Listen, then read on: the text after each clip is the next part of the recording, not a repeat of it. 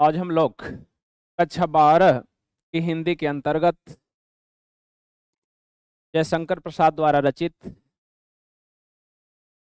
श्रद्धा और मनु शीर्षक से उद्धृत काव्य का अध्ययन करेंगे। इसकी व्याख्या हम लोग देख चुके हैं। आज हम लोग देखेंगे इस काव्यांश पर आधारित प्रश्नोत्तर। देखिए, एक बार पहले इसको पढ़ा जाता है और पढ़ने के बाद फिर इसको जो प्रश्न इस पर पूछता है, प्रश्नों को हम लोग क्या करते हैं, देखते हैं। सबसे पहले इसको पढ़ा जाता है, जब पढ़ेंगे तो इन प्रश्नों का उत्तर उसमें मिल जाएगा। ऊपर से देखिए,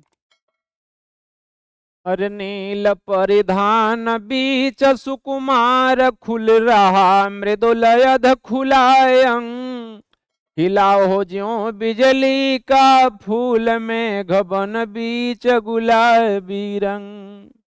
ओह वह मुख पश्चिम के व्योम बीच जब घिरते हो घन श्याम, अरुण रवि मंडल उनको भेद दिखाई देता हो छवि धाम।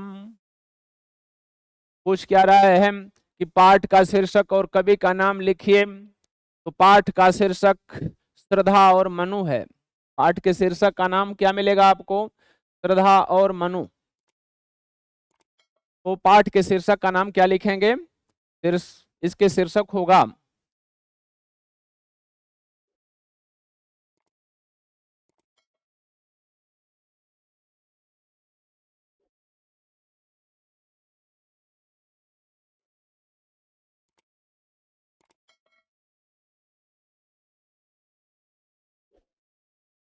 पाठ का शीर्षक मिलेगा आपको श्रद्धा और मनु। श्रद्धा और मनु बिल्कुल बीच में डैश लगा करके लिखेंगे, तब जाकर के आपका नंबर मिलेगा। श्रद्धा और मनु, यहाँ पर द्वंद्व समास है और का प्रयोग है। तो पाठ के शीर्षक का नाम श्रद्धा और मनु है और कवि का नाम, तो इसके नीचे अगर आप लिखना चाहेंगे तो लिख देंगे कि कवि का नाम, कवि का नाम।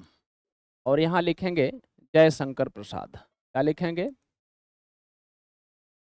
जयशंकर प्रसाद। कवि का नाम जयशंकर प्रसाद है और शीर्षक का नाम श्रद्धा और मनु है। इस प्रकार से यह पहला क्वेश्चन आपका क्या हो जाएगा? पूरा हो जाएगा। दूसरा क्वेश्चन आपका कह रहा है कि उपर्युक्त कविता में किसके रूप का वर्णन किया गया है। तो आप देख रहे हैं कि पूरा का पूरा नील परिधान बीच सुकुमार खुल रहा मृदुल अधखुलायंग, खिला हो ज्यो बिजली का फूल मेघ बन बीच गुलाबी रंग। श्रद्धा की चित्रण किया गया है कि श्रद्धा कैसी है कि नीले परिधान अर्थात नीले रंग के वस्त्र के बीच में वह सुकुमार अर्थात कोमल शरीर वाली, खुल रहा ज्यों अधखुलायंग, उसके आधा अंग खुले हुए हैं। नायिका कितना भी सुंदर वस्त्र पहनती है लेकिन फिर भी उसके कुछ अंग खुले रहते हैं। तो कह रहा है कि जो अधखुला अंग है वह इस तरह से गोरा वर्ण चमक रहा है जैसे कोई बिजली का फूल किसके बीच में? मेघ बन बीच गुलाबी रंग। मेघ अर्थात बादल रूपी वन के बीच में गुलाबी रंग की वह बिजली चमक रही हो, ऐसा वह नायिका अर्थात श्रद्धा के जो वस्त्रों के अतिरिक्त खुला हुआ अंग है, जिस पर वस्त्र नहीं है, वह इस तरह से आभासित हो रहे हैं। अब देखेंगे उपयुक्त कविता में किसके रूप का सौंदर्य का वर्णन है, तो इसमें श्रद्धा के सौंदर्य का वर्णन है। आगे देखेंगे, तीसरा इसमें पूछ रहा है आपके पास कि बिजली के फूल से क्या तात्पर्य है। तो बिजली के फूल से तात्पर्य है यहां कि बिजली का फूल, यहां देख रहे हैं, बिजली के फूल से तात्पर्य जो नायिका है श्रद्धा, तो श्रद्धा के जो अधखुले अंग हैं अर्थात जिस पर वस्त्र से जो अंग ढके नहीं है, वह गोरे रंग का शरीर मानो इस तरह से प्रतिबिंबित हो रहा है जैसे आकाश में घने काले बादल घिरे हुए हों और उसमें बिजली रूपी फूल चमक रही हो। अर्थात बिजली के फूल से तात्पर्य श्रद्धा के अधखुले अंगों से जो गोरे वर्ण के हैं उधर संकेत किया गया है। आगे देखेंगे, सवाल नंबर इसका चौथा पूछ रहा है, कह रहे कि उपर्युक्त में कौन सा अलंकार है। आप देख रहे हैं मेघबन, मेघ रूपी बन, मेघ रूपी बन, यहाँ पर क्या है, रूपक अलंकार है। तो लिखेंगे कि मेघबन में रूपक अलंकार है। नील परिधान पीच सुकुमार, खुल रहा मृदुल अधखुलायंग, खिला हो ज्यों बिजली का फूल, मेघबन पीच गुलाबी रंग। यहाँ पर देख रहे हैं लौ वर्ण की आवृत्ति बाद में हो रही शब्द के अंत में, इसलिए यहाँ पर अंत्यानुप्रास भी है। तो लिख देंगे कि यहाँ पर मेघबन में रूपक अलंकार तथा बिजली और फूल में अंत्यानुप्रास की छटा दर्शनीय है। आगे देखेंगे, रेखांकित अंश की व्याख्या कीजिए। तो रेखांकित अंश की व्याख्या, किसी भी पूरी व्याख्या को आपको ख्याल से कर लेना है। एक बार जो व्याख्या प्रसंग दिखाया गया है उसका एक बार देख लीजिए, कहीं से भी अंडरलाइन कर सकता है। देख लीजिए, इसमें बस केवल एक लाइन को अंडरलाइन किया है कि मेघबन बीच गुलाबी रंग, अर्थात जो श्रद्धा है वह नीले रंग के वस्त्र को धारण किए हुए है और उसके बीच जो उसका शरीर का अंग उस नीले वस्त्र से नहीं ढकाए है, वह इस तरह से गोरा वर्ण या गोरे रंग की शरीर इस तरह से प्रकाशमान हो रही है जैसे काली घटा रूपी जंगल में कोई आकाश, कोई बिजली रूपी फूल खिल गया हो। तो इस तरह से इसकी व्याख्या हो जाएगी। और वह कैसा लग रहा है, गुलाबी रंग, गुलाबी रंग अर्थात पीले वर्ण जैसा उसका शरीर शोभायमान हो रहा है। इस तरह से व्याख्या कर देंगे। परिधान ये रहा पांचवा और ये हो जाएगा छठा। कह रहे कि परिधान और छविधाम शब्द का अर्थ स्पष्ट कीजिए। तो आप जानते हैं परिधान मतलब होता है वस्त्र, तो परिधान अवधान अर्थात वस्त्र, और छविधाम सुंदरता का खजाना। धाम माने होता है घर और छवि माने होता है सुंदर, तो सुंदरता का खजाना अर्थात सुंदरता के बारे में वर्णन किया गया है और यह वस्त्र के बारे में। तो परिधान का अर्थ वस्त्र तथा छविधाम का मतलब होता है सुंदरता का खजाना। आगे देखेंगे, अगला सेकंड है, इससे पहला जो अभी अभी दिखाए हैं ख पार्ट, वह परीक्षा के लिए बहुत ही इंपॉर्टेंस है। वैसे तो इसमें से कहीं भी जब निर्धारित है तो कहीं से भी पूछा जा सकता है। यहाँ देखिए,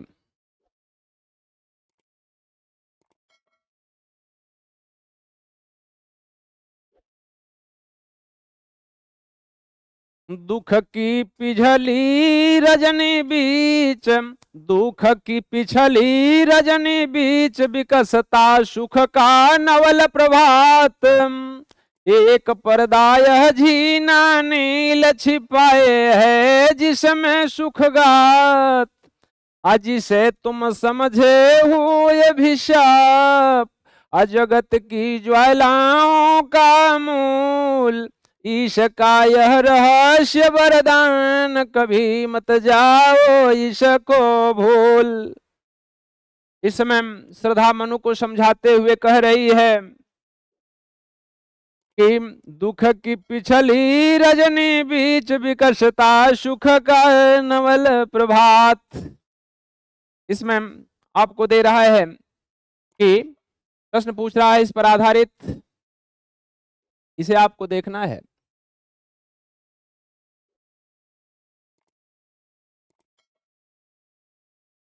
इसमें पहला प्रश्न दे रहा है कि उपर्युक्त पद्यांश के कवि एवं कविता का नाम लिखना है। इसमें देख रहे हैं कि यह जो पद्यांश है वह श्रद्धा और मनु शीर्षक से लिया गया है। तो लिखेंगे कि पद्यांश का नाम श्रद्धा और मनु है, पद्यांश का नाम श्रद्धा मनु है, और कविता का नाम श्रद्धा और मनु हो जाएगा। और कवि का नाम अगर पूछेगा तो कवि लिख देंगे जयशंकर प्रसाद, कवि लिख देंगे जयशंकर प्रसाद। इसके कवि जयशंकर प्रसाद हैं और कविता का जो शीर्षक है या कविता का नाम है वह श्रद्धा और मनु है। यह पहला होगा। दूसरा इसमें पूछ रहा होगा कि श्रद्धा किसके हताश मन को प्रेरणा दे रही है, तो श्रद्धा किसके को हटा देंगे, बिल्कुल सेंटेंस वही रहने दिया जाता है। यहां पर लिख देंगे मनु। श्रद्धा मनु के, किस शब्द को हटाएंगे और यहां पर लिख देंगे मनु के।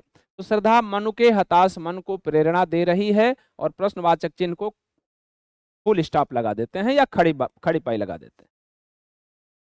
तीसरा प्रश्न इस पर पूछ रहा है कि इस पद्यांश में किस प्रसंग का वर्णन है। तो इस प्रसंग में श्रद्धा मनु को समझा रही है कि दुख के बाद सुख और सुख के बाद दुख, ये तो कार्यक्रम है, एक ही सिक्के के दो पहलू हैं और सुख के पीछे दुख और दुख के पीछे सुख इसी प्रकार से छुपा रहता है जैसे रात्रि के, घनघोर रात्रि के और दिन के बीच में गोधूली रूपी पर्दे से वह छुपा रहता है। अर्थात गोधूली एक तरफ अपने अंचल में रात्रि को तथा दूसरे तरफ दिवस को छुपाए रखती है। तो उसी का वर्णन है कि इस पूरे प्रसंग में श्रद्धा द्वारा मनु को रात्रि के बाद दिन और दिन के बाद रात्रि का उदाहरण प्रस्तुत करते हुए उसको समझाने का प्रयास कर रही हैं कि आप हताश मत होइए, क्या हो जाइए, जागृत अवस्था में आइए और सृष्टि की रचना कीजिए। आगे देखेंगे, चौथा भाग इसका दिया है कि एक पर्दा यह झीना नील, इस पंक्ति में कौन सा अलंकार है। तो देख रहे हैं कि एक पर्दा यह झीना नील छिपाए है जिसमें सुगात, उपमा दी जा रही है रात्रि का दिन से और दिन से रात्रि। तो यहां पर देख रहे हैं, यहां उसमें उपमा अलंकार का बहुत सुंदर छटा दर्शनीय है। तो कह रहे हैं कि यह क्या है, एक पर्दा यह झीना नील छिपाए है जिसमें सुखगात, जिसे तुम समझे हो अभिशाप जगत का ज्वालाओं का मूल, इसका यह रहस्य वरदान कभी मत जाओ इसको भूल। करे कि यह वरदान है, इसको भूलिए नहीं, दुख को वरदान के रूप में आपको मानना है। तो बीच में जो प्रातःकालीन गोधूली बेला है उससे एक पर्दा का उपमा दे करके समझाया गया है। यह क्या है, यह एक झीना नील है, अर्थात झीना का मतलब होता है बिल्कुल पतला बुना हुआ, नील मन नीले रंग का यह एक तरह से क्या है, आवरण है। इसे आप सुख मत समझिए, इसको सुख समझिए। तो झीना नील पर्दा का मतलब है। कह रहे कि इस पंक्ति में कौन सा अलंकार है, तो इसमें उपमा अलंकार है। आगे देखेंगे, अगला पूछ रहा है आपके पास पांचवा भाग कि रेखांकित पंक्ति की व्याख्या कीजिए। रेखांकित पंक्ति कोई भी लाइन अंडरलाइन कर दिया जाता है। तो दुख की पिछली रजनी बीच विकसता सुख का नवल प्रभात।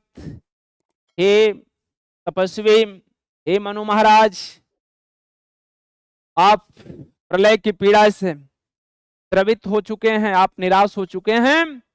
आप निराश मत होइए, क्योंकि दुख की पिछली रजनी बीच, रजनी माने होता है रात्रि, जिस तरह से दुख रूपी रात्रि जो पीछे बीत चुकी है, विकसता सुख का नवल प्रभात,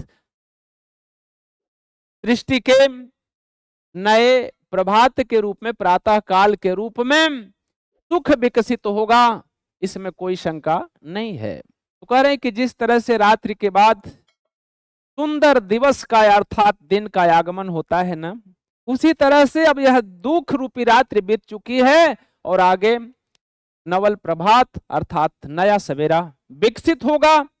अतः हे मनु, हताश मत होइए, इस सृष्टि के संचार में, सृष्टि की रचना में लग जाइए।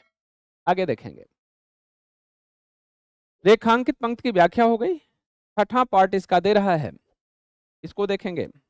छठा पार्ट में पूछ रहा है कि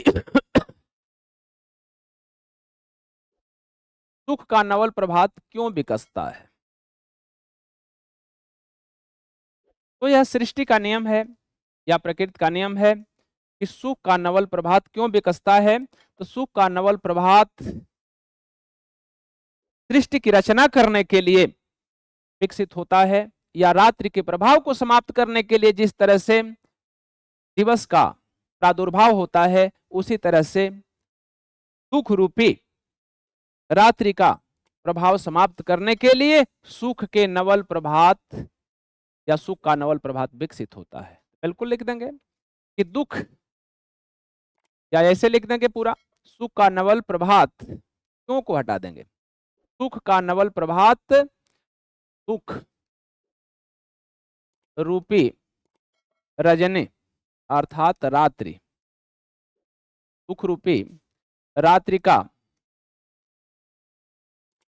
विनाश करने के लिए या रात्रि को समाप्त करने के लिए, समाप्त करने के लिए विकसित होता है या विकसता है, लिख देंगे।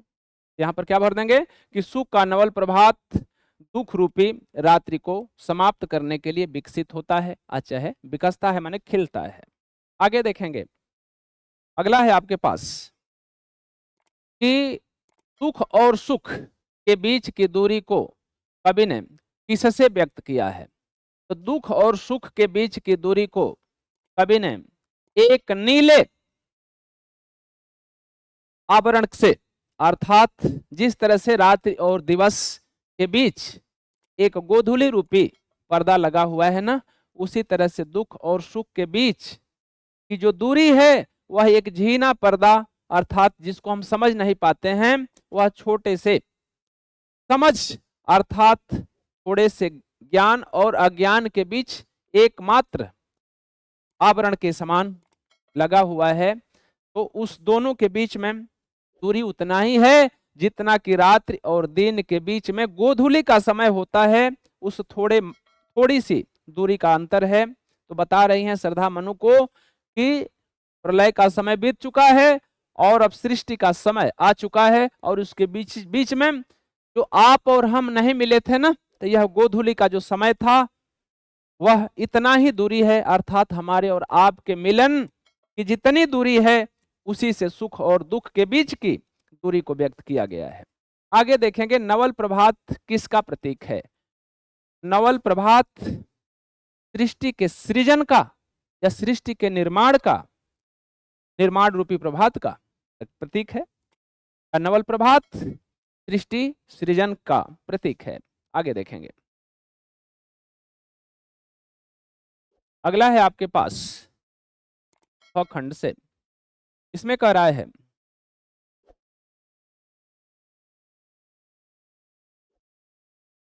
थोड़ा सा छोटा कर लीजिए इसको ताकि पूरा एक साथ दिखाई देने लगे, क्योंकि जब तक दोनों नहीं दिखाई देता है व्याख्या का आनंद नहीं आता है। क्या प्रश्न इस पर पूछ रहा है के उत्तर आने चाहिए, और थोड़ा बड़ा कर लीजिए।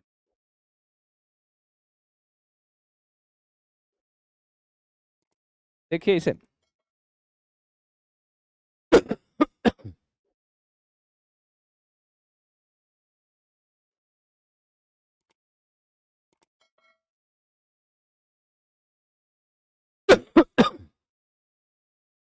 अरे एक तुम यह विस्तृत भूखंड प्रकृति वैभव से भराय मंद, कर्म का भोग भोग का कर्म यही जड़ चेतन का आनंद, कर्म का भोग भोग का कर्म यही जड़ चेतन का आनंद, अकेले तुम कैसे असहाय जन्म कर सकते तुच्छ विचार तपस्वी आकर्षण से हीन कर सके नहीं आत्म विस्तार। श्रद्धा मनु को समझाते हुए कह रही है कि हे मनु महाराज, हे तपस्वी,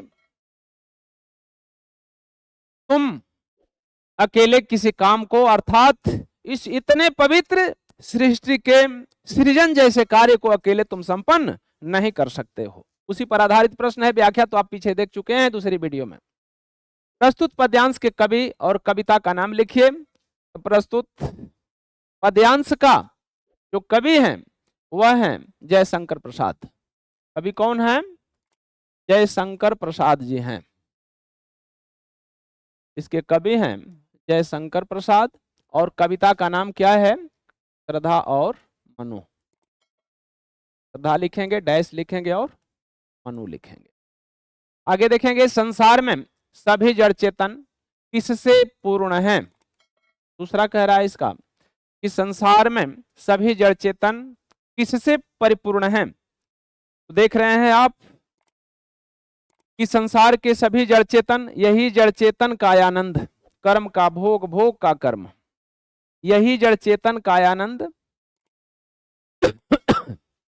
अर्थात संसार में सभी जड़ हो चाहे चैतन्य हो। जड़ का मतलब जितने पेड़ हैं, पौधे हैं, चट्टाने हैं, ये जड़ कहलाते हैं।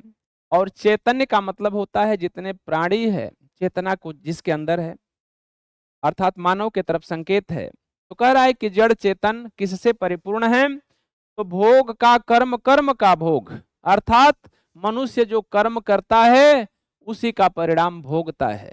तो कर्म का ही भोग, और भोग करते हुए मनुष्य क्या करता है? फिर कर्मों को संपन्न करता है। यही प्रकृति का नियम है कि किए हुए कर्म का भोग मनुष्य को प्राप्त होता है, और फिर भोगते हुए उस सुख का भोग करते हुए मनुष्य अथवा दुख करता है, दुख के कर्मों का भोग करते हुए फिर कर्म का, नए अच्छे कर्मों का संचार करता है।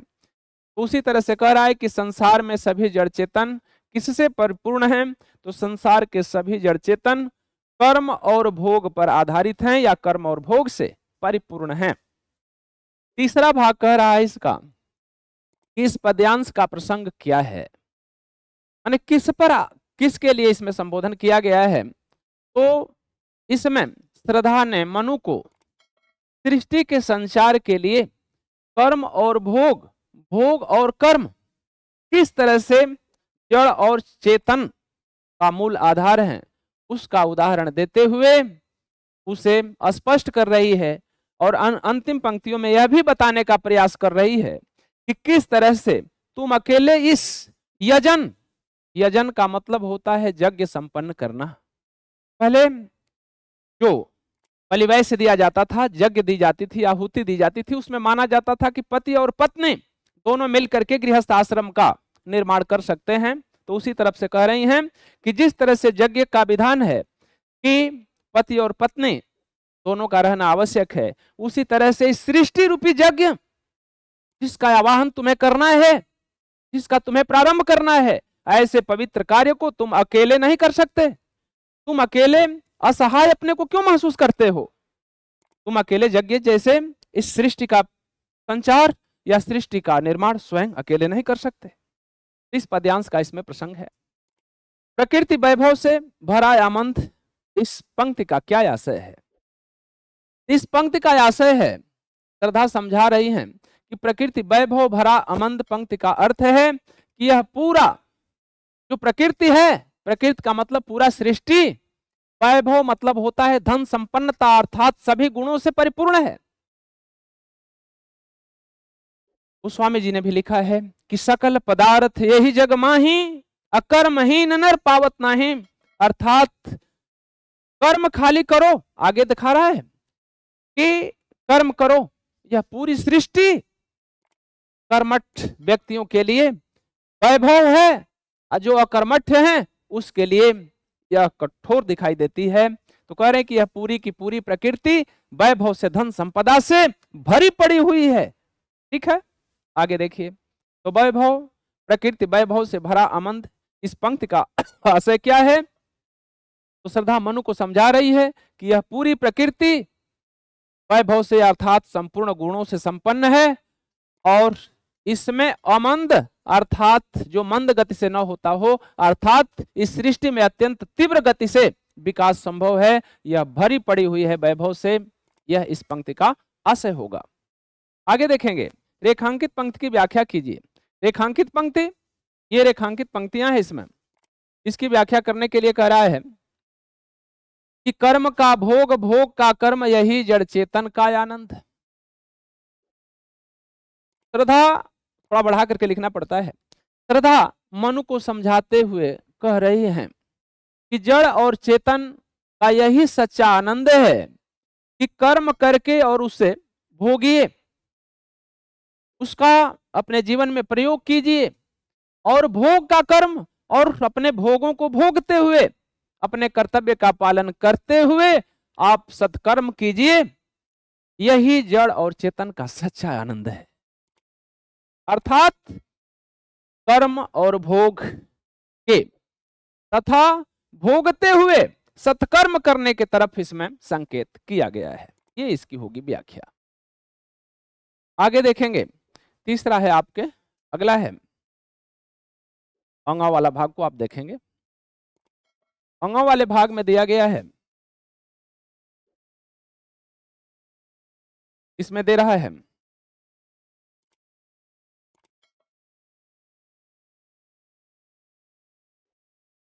अरे और यह क्या तुम सुनते नहीं, विधाता का मंगल वरदान, अशक्तिशाली हो विजयी बनो, अब विश्व में गूंज रहा जय गान, डरो मत अरे अमृत संतान, अग्रसर है मंगलमय वृद्धि, पूर्ण आकर्षण जीवन केंद्र, खिंची आवेगी सकल समृद्धि। श्रद्धा मनु को समझाते हुए कह रही हैं कि हे मनु महाराज या हे तपस्वी, देखिए इसका प्रश्नोत्तर कि किसका विजयगान विश्व भर में गूंज रहा है। तो बता रहे हैं कि विधाता का जो मंगलमय वरदान है ना, उसका विजय ज्ञान पूरे सृष्टि में गूंज रहा है। क्या लिख देंगे, किसका को हटा देंगे, लिख देंगे कि विधाता का मंगल वरदान का विजय गान विश्व में गूंज रहा है। आगे देखेंगे, दूसरा इसमें पूछ रहा है कि इस पद्यांश में कौन सा अलंकार है। तो आप देखिए,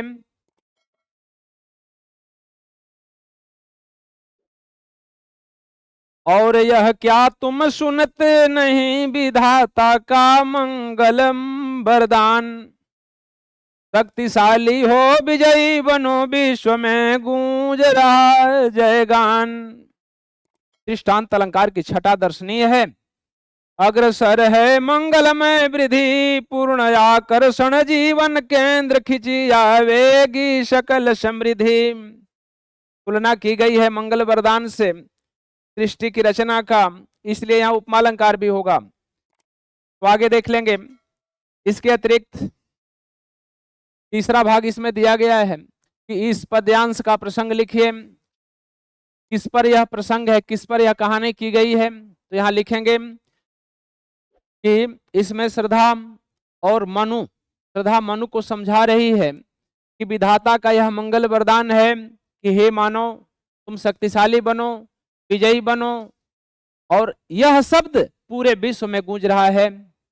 अतः हे मनु डरो नहीं, तुम अमृत की संतान हो, तुम अमर संतान हो, मंगलमय वृद्धि के लिए तुम सृष्टि की रचना करो। इस पर आधारित है। अर्थात मनु और श्रद्धा द्वारा प्रसंग अर्थात सृष्टि के निर्माण के संबंधित यह प्रसंग उद्धृत है। रेखांकित पंक्ति की व्याख्या कीजिए। चौथा भाग दिया गया है। रेखांकित केवल 2 पंक्तियां हैं। तो श्रद्धा मनु को समझाते हुए कह रही हैं कि हे मनु, हे तपस्वी, क्या तुम विधाता अर्थात ब्रह्मा के मंगलमय वरदान को नहीं सुना है कि शक्तिशाली बनो, विजयी बनो, और विश्व में यही तो जयगान गूंज रहा है। इसलिए तुम उठो और सृष्टि के कार्य में लग जाओ। ये इसका व्याख्या हो जाएगी। आगे आप देखेंगे अगला भाग।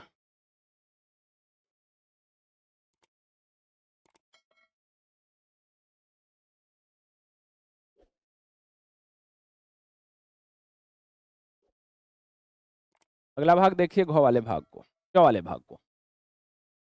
च वाला भाग दिया है इसमें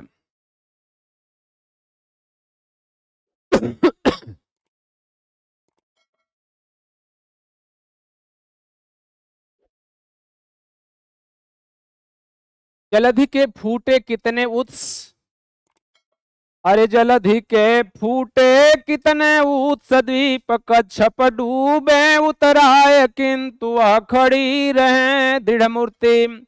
अभ्युदय का कर रही उपाय, शक्ति के विद्युत कण जो व्यस्त विकल बिखरे हैं हो निरुपाय। असमन्वित उसका करें समस्त विजयनी, मानवता हो जाए। प्रश्न इस पर आधारित है कि उपर्युक्त पद्यांश के कवि और कविता का नाम लिखिए। उपर्युक्त पद्यांश के कवि जयशंकर प्रसाद तथा कविता का नाम श्रद्धा मनु है। दूसरा प्रश्न कह रहा है इसमें कि रेखांकित अंश की व्याख्या कीजिए। रेखांकित अंश नीचे दी गई है, दो पंक्तियां। कि समन्वय उसका करें समस्त विजयनी, मानवता हो जाए। थोड़ा ऊपर से ले लिया जाता है व्याख्या करते समय। श्रद्धा मनु को समझाते हुए कह रही हैं कि जो अभ्युदय है ना, जो आने वाला उदय है अर्थात सृष्टि का संचार होने वाला है, उस उत्थान का कर रही उपाय यह दृढ़ मूर्ति शक्ति के विद्युत कण जो व्यस्त कर रहा है कि यह सृष्टि में जो विद्युत कण है, वैज्ञानिकता का यहाँ चित्रण किया गया है कि जिस तरह से पूरे सृष्टि की जो विद्युत कण है, चुंबकीय कण है, स्थित जल पावक गगन समीरा पंच तत्व से रचित शरीरा, तो इस तरह से इस पूरे पांचों तत्व जो विद्युत रूपी कण के रूप में इस सृष्टि में व्याप्त हैं, जो इधर उधर बिखरे हुए हैं, उन शक्तियों को एकत्रित करो और इस बिखरे हुए विकल ये व्याकुल हैं सृष्टि की रचना करने के लिए, तो इन्हें एकत्रित कीजिए और ये निरुपाय हैं, इसलिए तुम निरुपाय होकर के मत बैठो, इन्हें एकत्रित करो और समन्वय उनका करें, समस्त उनका समन्वय कीजिए, संजोग कीजिए और विजयनी मानवता हो जाए। इससे विजयनी मानवता की विजय होगी अर्थात सृष्टि की रचना होगी। यह इसकी व्याख्या होगी। तीसरा भाग इसका देख रहे हैं कि श्रद्धा ने मनु को किस प्रकार मानवता का साम्राज्य स्थापित करने के लिए प्रेरित किया है। तो उसने श्रद्धा ने मनु को कह रही है कि संसार में जलधि माने समुद्र के पता नहीं कितनी धाराएं फूटेंगी, उस द्वीप कच्छप डूबे उतराए।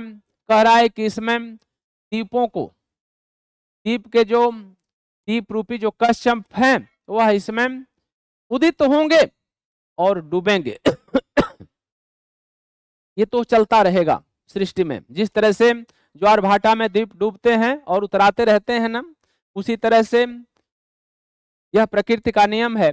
किंतु वह खड़ी रहे दृढ़ मूर्ति अभ्युदय का कर रही उपाय। लेकिन यह जो दृढ़ मूर्ति होगी, जो सृष्टि होगी ना, वह खड़ी रहेगी और उत्थान के लिए, अभ्युदय माने होता है उत्थान, अपने विकास का उपाय कर रही होगी।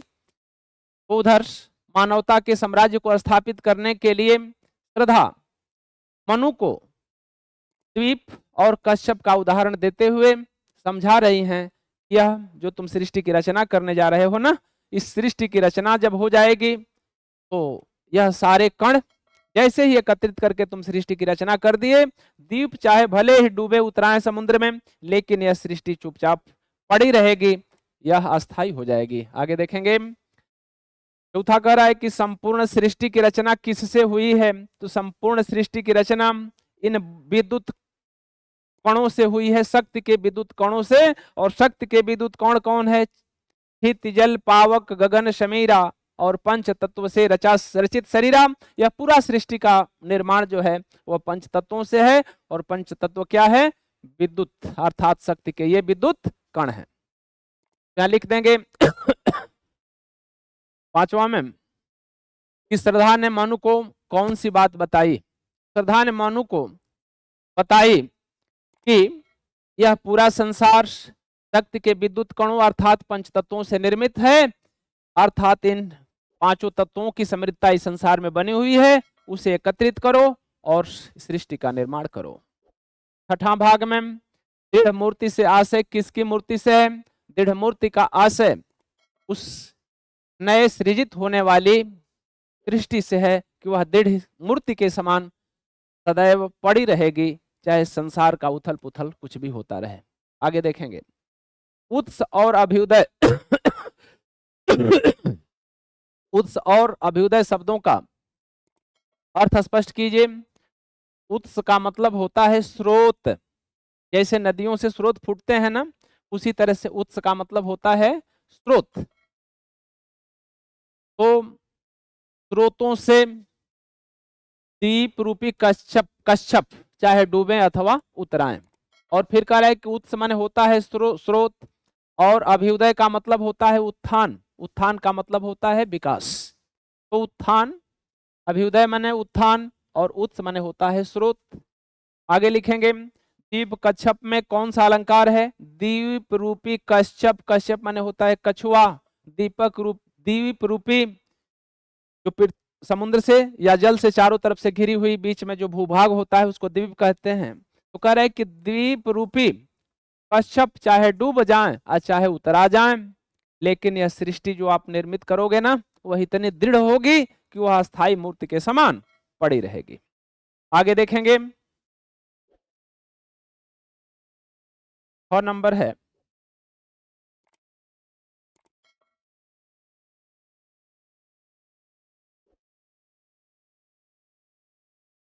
समर्पण लो सेवा का शायर सजल संस्कृति का यह पतवार आज से यह जीवन उत्सर्ग इसी पद तल में विगत विकार। अबनो संस्कृति के मूल रहस्य तुम्हें से फैलेगी वह बेल। अब विश्व भर सौरभ से भर जाए सुमन के खेलो सुंदर खेल। श्रद्धा मनु को समझाते हुए इन पंक्तियों में कह रही हैं कि तुम सृष्टि की रचना करो और हम लोग मिलकर के उस सुमन के अर्थात सृष्टि रूपी सुमन की खेल को प्रारंभ करें और सृष्टि की रचना करें। देखें, पाठ का शीर्षक और कवि का नाम, तो पाठ के शीर्षक का नाम श्रद्धा और मनु है। लिखेंगे श्रद्धा, लेकिन श्रद्धा और मनु नहीं लिखा जाता है, श्रद्धा लिख करके और मनु लिखा जाता है। तो पाठ के शीर्षक का नाम श्रद्धा मनु है और कवि का नाम जयशंकर प्रसाद है। दूसरा भाग में पूछ रहा है कि रेखांकित अंश की व्याख्या कीजिए। रेखांकित अंश की कभी भी व्याख्या पूरे, भले ही 2 लाइन 3 लाइन दिया हो, लेकिन पूरा उसमें समाहित हो जाना चाहिए। लिखेंगे कि श्रद्धा मनु को समझाते हुए कह रही है कि तुम संस्कृति माने पूरे इस सृष्टि की, कजल माने सजी हुई सृष्टि का तुम पतवार बनो, ठीक, और यही जीवन का आज उत्सर्ग है, समर्पण है। इसी पद तल में विगत विकास, मैं अपने आपके चरण रूपी कमलवत चरणों में अर्थात आपके चरणों में पद तल में मैं अपने को समर्पित करती हूं। और बनो संस्कृति का मूल रहस्य, तुम इस सृष्टि के मूल रहस्य बनो अर्थात जड़ बनो, और तुम्ही से वह विकसित होगा। क्या चीज? तुम्ही से फैलेगी यह बेल, तुम्ही से यह लता फैलेगी, सृष्टि रूपी लता का सृजन होगा।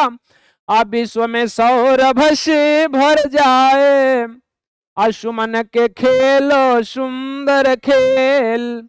कह रहा है कि उस लता से जो विकसित होकर के पुष्प खिलेंगे ना, उसकी सुगंध से, सौरभ मने होता है सुगंध से पूरा विश्व भर जाएगा। अर्थात इस सृष्टि से जो तुम सृजन करने जा रहे हो ना, इससे पूरे इस लता रूपी पुष्प से जो सुगंध फैलेगी अर्थात जो सृष्टि की रचना होगी, उससे पूरा संसार उसकी कीर्ति से गुंजायमान हो जाएगा, सुगंध से सुगंधित हो जाएगा। आगे देखेंगे, तीसरा भाग है कि श्रद्धा मनु को क्या संदेश देना चाहती है। तो श्रद्धा मनु को संदेश देना चाहती है कि संसार की सृष्टि में तुम पतवार बन जाओ, अर्थात इसे दिशा दो, इससे सृष्टि रूपी सुमन विकसित होगा और उससे जो सुगंध निकलेगी वह पूरे संसार में, पूरे विश्व में अपनी सुगंध बिखेर देगी, अर्थात पूरा संसार उन सुगंध से सुगंधित हो उठेगा। तो सृष्टि के निर्माण करने के लिए श्रद्धा मनु को प्रेरित कर रही है या संदेश दे रही है। या ऐसे कुछ नहीं आता है तो लिख देंगे कि श्रद्धा ने मनु को सृष्टि निर्माण करने का संदेश देना चाहती है। चौथा देखेंगे कि सुमन के खेलो सुंदर खेल का भाव स्पष्ट कीजिए। श्रद्धा मनु को समझाते हुए कह रही हैं कि हे मनु, आप इस सृष्टि के संचार में लग जाइए और पुष्पों की खेल खेलिए, अर्थात जिस तरह से लता पुष्प को पैदा करती है उसी तरह से आप सृष्टि का सृजन कीजिए और उससे जो सुगंध निकलेगी ना, उससे पूरा यह विश्व सुगंधित हो जाएगा, अर्थात उस सृष्टि से यह पूरा संसार चलायमान हो जाएगा। आगे देखें, सृष्टि का क्रम चलाने के लिए वह क्या कहती हैं? सृष्टि के क्रम को चलाने के लिए वह अपने साथ समागम करने के लिए कह रही हैं कि मेरे साथ मिल करके संयोग करके और सृष्टि का संचार कीजिए, सृष्टि को चलाने का प्रयास कीजिए। आप स्वयं पतवार बनिए और मैं नौका के रूप में मिल करके और इस संसार रूपी भवसागर को पार कर डालेंगे। कथा दे रहा है कि समर्पण लो सेवा का शायर, किसने कहा है? तो श्रद्धा ने मनु को समझा रही हैं। तो श्रद्धा ने मनु को कहा है कि यह मेरा जो समर्पण है, आत्मभाव है, मैं तुम्हें समर्पित करता हूं, अर्थात मैं अपने सर्वस्व को आपको न्यौछावर कर रही हूं। इस सार को, इस तत्व को ग्रहण कीजिए और सृष्टि का निर्माण कीजिए।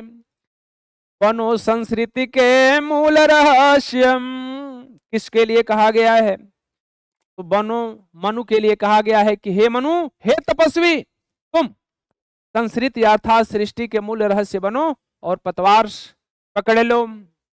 अरे विश्व भर सौरभ से भर जाए का क्या आशय है? अगले भाग को देखेंगे कि विश्व भर सौरभ से भर जाए। हे मनु, हे तपस्वी, जब आप और हम मिलकर के इस सृष्टि की रचना करेंगे ना, तो यह सृष्टि रूपी सुमन के सुगंध से पूरा संसार सुगंधित हो उठेगा, भर जाएगा। इस प्रकार से इसकी व्याख्या यहां समाप्त होती है। आगे आप देखेंगे जौ वाले भाग को। जौ वाले भाग में कह रहा है कि तपस्वी क्यों हो इतने क्लांत, वेदना का कैसा यह वेग, आह तुम कितने अधिक अधीर, बताओ यह कैसा उद्वेग। प्रश्न इस पर आधारित है कि इसमें तपस्वी किसके लिए कहा गया है? तो लिखेंगे कि इसमें तपस्वी मनु के लिए कहा गया है। ठीक है। अरे यह उद्बोधन किसके द्वारा किया गया है? तो यह उद्बोधन का मतलब होता है अपने बातों को व्यक्त करना। तो यह कथन या उद्बोधन किसके द्वारा व्यक्त किया गया है? तो श्रद्धा के द्वारा। श्रद्धा ही तो मनु को प्रेरित कर रही है ना, तो श्रद्धा के द्वारा व्यक्त किया गया है। तो लिखेंगे कि यह उद्बोधन श्रद्धा द्वारा व्यक्त किया गया है। प्रश्नवाचक चिन्ह को हटा करके उत्तर में पूर्ण विराम लगा देते हैं। तीसरा दे रहा है कि हताश और कला। हताश दिया गया है ना, तो इसमें कह रहा है कि हताश और कला शब्द नहीं है, ये क्लांत है। हताश और क्लांत शब्द का अर्थ स्पष्ट कीजिए। हताश का मतलब होता है जिसकी आशाएं हत हो चुकी है, हत धन आस, अर्थात जिसकी संपूर्ण आशाएं मृत प्राय हो गई हों। तो हताश का मतलब होता है निराशा, जिसकी आशा क्या हो चुकी हो, समाप्त हो चुकी हो। तो हताश का अर्थ निराशा है। और क्लांत का मतलब होता है कलह, जिसका कलह के अंत भाग में व्यक्ति दुखी हो जाता है, तो कलांत माने होता है दुखी। चौथा भाग इसका दिया गया कि रेखांकित अंश की व्याख्या कीजिए। रेखांकित अंश ऊपर है कि तपस्वी क्यों हो इतने क्लांत, वेदना का यह वेग। तो वेदना का कैसा यह वेग? हे तपस्वी, हे मनु, आप क्यों इतने क्लांत हो, क्यों इतने दुखी हो गए हो? यह किस तरह के वेदना का यह वेग है तुम्हारे अंदर? यह कैसी वेदना आ गई है? वेदना का मतलब होता है पीड़ा। तो कैसी यह पीड़ा का वेग गति तुम्हारे अंदर व्याप्त हो चुकी है? यह इसका क्या हो जाएगी? व्याख्या हो जाएगी। आगे देखेंगे पांचवा भाग। कह रहा है कि कविता का शीर्षक एवं कवि का नाम लिखिए। तो कविता के शीर्षक का नाम श्रद्धा मनु है। लिखेंगे श्रद्धा और मनु। तो शीर्षक का नाम श्रद्धा मनु है और कवि का नाम जयशंकर प्रसाद है। आगे देखेंगे।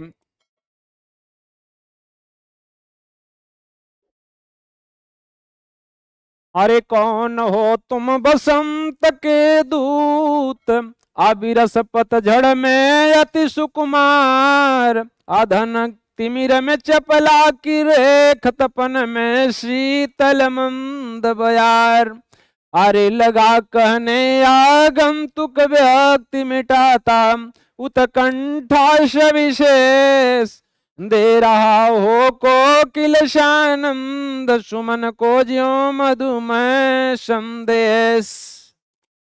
देखेंगे प्रश्न इस पर आधारित कह रहा है कि पाठ का शीर्षक और कवि का नाम लिखिए। तो पाठ का शीर्षक श्रद्धा और मनु है। पाठ के शीर्षक श्रद्धा और मनु है तथा कवि का नाम जयशंकर प्रसाद है। दूसरा प्रश्न पूछ रहा है इस पर कि आगंतुक व्यक्ति से किसकी ओर संकेत किया गया है। आगंतुक माने आने वाला व्यक्ति, अर्थात श्रद्धा को आगंतुक व्यक्ति, अर्थात लिखेंगे कि आगंतुक व्यक्ति से किसकी के जगह पर श्रद्धा की लिख देंगे। श्रद्धा की ओर संकेत किया गया है। तीसरा भाग इसका पूछ रहा है कि रेखांकित अंश की व्याख्या कीजिए। रेखांकित अंक की व्याख्या के लिए कभी भी पूरे आपको कवर करना पड़ता है। अरे कौन हो तुम बसंत के दूत, बिरस पतझड़ में अति सुकुमार, अरे घन तिमिर में चपला की रेख, तपन में शीतल मंद बयार। मनु कह रहे हैं जब उसके कोयल के समान सुंदर वाणी सुनते हैं और थोड़ा सा उसके ऊपर निगाह उठा करके देखते हैं तो क्या कह रहे हैं कि कौन तुम बसंत के दूत।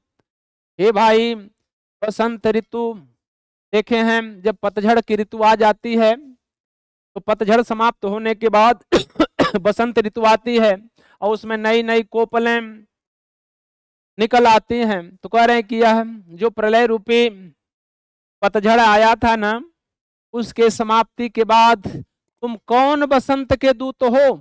बसंत अर्थात बसंत काल में आने वाला वह दूत तुम भला कौन हो।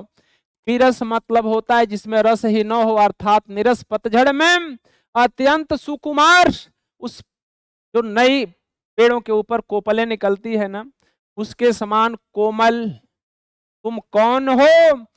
घन तिमिर में चपला की रेख, तपन में शीतल मंद बयार, अर्थात तिमिर मन होता है अंधकार, अंधकार के काले घनों में, बिजली में, अर्थात काली घटा के बीच चपला मन होती है बिजली की रेखा के समान, तुम कौन हो।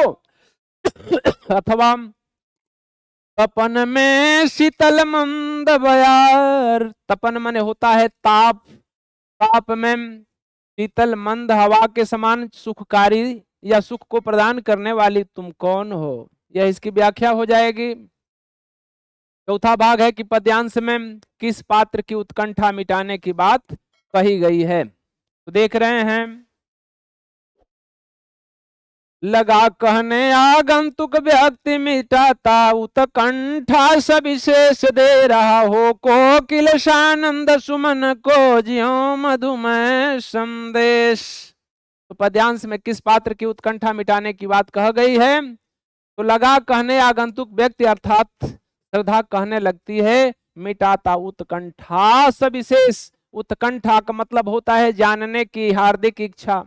जो मनु की हार्दिक इच्छा थी ना कि तुम बसंत के दूत के रूप में कौन हो श्रद्धा, तो यह आगंतुक अर्थात श्रद्धा कहने लगती है मनु के उत्कंठा अर्थात जानने की इच्छा को विशेष रूप से। तो कौन कह रहा है। तो पद्यांश में किस पात्र की उत्कंठा मिटाने की बात कही गई है। तो यहाँ पर किस पात्र के जगह पर मनु, यहाँ लिख देंगे कि पद्यांश में मनु की उत्कंठा मिटाने की बात कही गई है।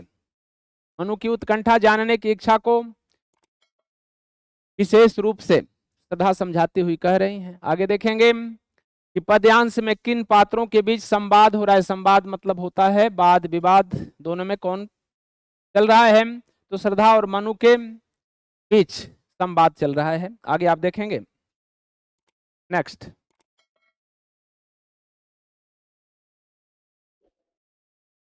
यही लास्ट है, इसमें देखेंगे अरे घिर रहे थे घुघराले बैल अंश अवलंबित मुख के पाश नील घन शावक से सुकुमार सुधा भरने को विधु के पास और मुख पर वह मृदु मुस्कान रक्त किसले पर ले विश्राम अरे अरुण की एक किरण अम्लान अधिक अलशाई हो अभिराम। अभिराम का मतलब होता है निरंतर, अलसाई माने आलस्य में हो, किरण अम्लान का मतलब ऐसी किरण जो अभी मलिन नहीं हुई हो, विश्राम का मतलब होता है आराम करना, अरुण माने होती है लालिमा, मुस्कान मृदु माने होता है मधुर मुस्कान, रक्त किसलय का मतलब होता है लाल पेड़ों से निकलने वाली कोमल पत्तियां, घन शावक नीले रंग के, घन माने बादलों के, शावक मतलब होता है बच्चा, सुकुमार माने अत्यंत कोमल, सुधा माने होता है अमृत, विधु माने होता है चंद्रमा। आगे देखेंगे अंश माने होता है कंधा, अवलंबित का मतलब होता है सहारा लेना, घुघराले का मतलब होता है उलझे हुए बाल। आगे देखेंगे तो कह रहा है कि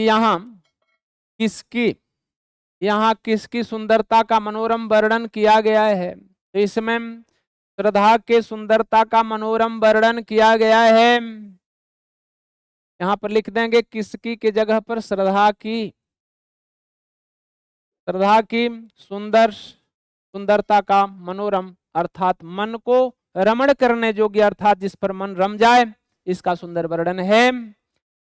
ये पहला हो गया। दूसरा कह रहा है कि अरुण की एक किरण अम्लान अधिक अलसाई हो अभिराम में कौन सा अलंकार है, तो अरुण की एक किरण अम्लान उदाहरण दे रहा है कि जैसे सूर्य की एक बिना मलिन हुई अलसाई किरण हो जो निरंतर सूर्य से आ रही हो, उसके समान श्रद्धा के मुखमंडल से या गौर मुखमंडल से जो उसके होठों पर लालिमा लगी हुई है ना, जो लाल लाल होठ हैं, उससे निरंतर किरणें इस तरह से प्रस्फुटित हो रही थी, निरंतर प्रवाहमान थी, जैसे लाल सूर्य से सुंदर किरणें निरंतर आ रही हों। आगे देखेंगे तीसरे भाग में दे रहा है कि अम्लान तथा अभिराम शब्दों का अर्थ स्पष्ट कीजिए। अम्लान का अर्थ है जो मलिन न हुई हो, अर्थात बिल्कुल दीप्त। अभिराम का मतलब होता है निरंतर। आगे देखेंगे चौथा है कि रेखांकित अंश का भावार्थ लिखिए, भाव रूपी अर्थ व्याख्या करनी होती है। घिर रहे थे घुघराले बाल अंश अवलंबित मुख के पास नील घन शावक से सुकुमार सुधा अभरने को विधु के पास। कवि वर्णन कर रहा है कि श्रद्धा जब मनु के सामने उपस्थित हुई ना, उस समय उसके जो बाल थे वह इस तरह से उसके मुखमंडल को घेर रखे थे। ऐसे बिखर जाता है जब नायिका का बाल मुख के मंडल पर आता है, तो जब गोरा वर्ण हो तो काला चीजें उस पर अच्छी लगती है ना, तो उसी का आभा का वर्णन है कि घिर रहे थे घुघराले बाल अंश अवलंबित मुख के पास।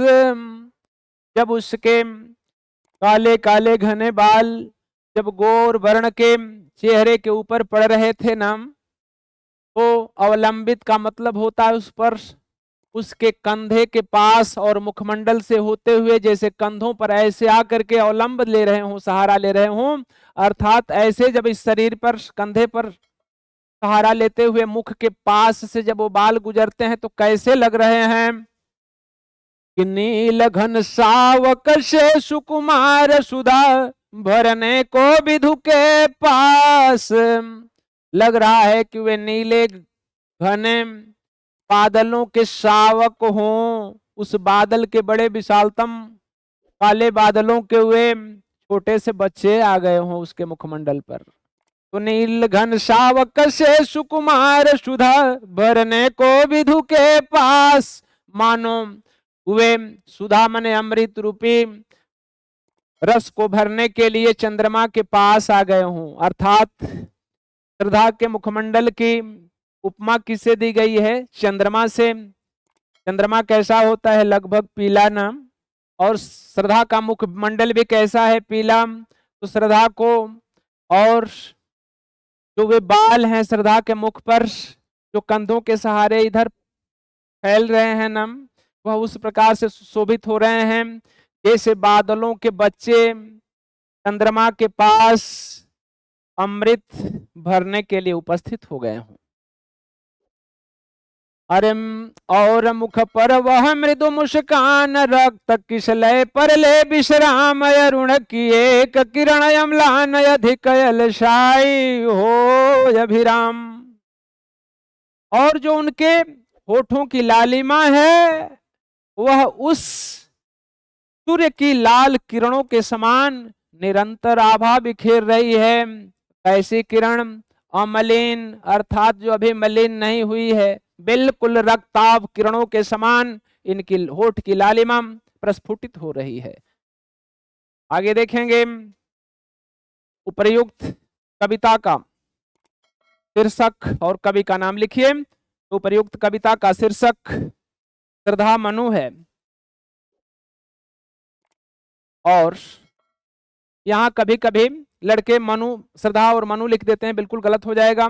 जैसा शीर्षक रहता है उसमें कोई भी छोटी बड़ी छोटाऊ बड़ाऊ का भी आप इधर उधर नहीं कर सकते हैं। तो श्रद्धा और मनु, श्रद्धा और मनु यहाँ लिख देंगे कि श्रद्धा मनु इस पाठ का शीर्षक है और कवि का नाम जयशंकर प्रसाद है। इस प्रकार से आज की जो व्याख्या पर आधारित प्रश्न थे ये पूर्ण हुए। इसके पीछे की वीडियो में पीती विभावरी जागरी अंबर पनघट में डूबो रही उषा नागरी, तो उसमें दिया गया है वह उसका प्रश्न व्याख्या एक वीडियो में दिया गया है, उसको देखें और बिल्कुल इसकी व्याख्या को आप तैयार कीजिए। कहीं से आ जाए लगे कि ये तो खेल है, जो चीजें नहीं आती हिंदी को लोग बताते हैं बड़ा कठिन है, लेकिन हिंदी और अंग्रेजी ही तो दो ऐसी विषय है जो क्या है, साहित्य है, उसमें काव्य है, उतना आनंद कहीं आता नहीं है, बशर्ते कि रम करके उसको पढ़ाया जाए तब तो रम जाइए और जो आनंद की अनुभूति आपको होगी ना वह कहीं अन्यत्र संभव नहीं है। इस प्रकार की इस तरह की वीडियो को देखने के लिए TR.AN क्लासेस को सब्सक्राइब कीजिए और बेल आइकन को प्रेस कर दीजिए, जिससे आपको सारी जानकारी AN क्लासेस को सब्सक्राइब कीजिए और बेल आइकन को प्रेस कर दीजिए ताकि इस तरह की वीडियो आपको मिलती रहे, चाहे हिंदी, अंग्रेजी, गणित, विज्ञान, संस्कृत, सामाजिक विज्ञान, सारे वीडियो आपको मिलेंगे हाई स्कूल इंटर BA तक के। इसमें कहीं से कोई दिक्कत नहीं आएगी, एक एक शब्दों को खोल खोल करके आपको बताने और समझाने का प्रयास किया जाएगा। इसी के साथ आज का क्लास संपन्न किया जाता है।